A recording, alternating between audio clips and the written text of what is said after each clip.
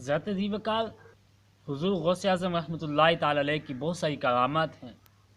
آپ کی کرامات میں سے آتا ہے کہ جب آپ رحمۃ اللہ تعالی علیہ اپنے ماں کے پیٹ میں تھے، جب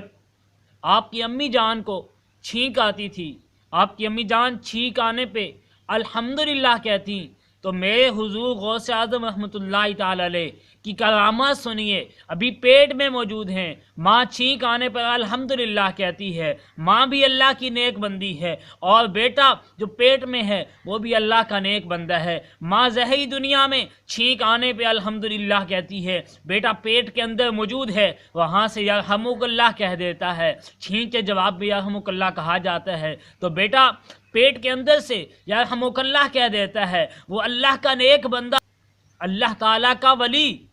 ماں کے پیٹ کے اندر چھینک سن کر ماں کا الحمدللہ کہنا سن لیتا ہے، اور ادھر ماں بھی ہے، ولیہ ہے، اور جب پیٹ میں بچہ یرحمک اللہ کہتا ہے، چھینک کا جواب دیتا ہے، تو ماں بھی سن لیتی۔ یہ تھا میرے حضور غوث اعظم رحمۃ اللہ تعالی علیہ کی کرامت، جن کی والدہ بھی ولی تھیں اور وہ خود بھی سراپا ولایت پہ پہنچ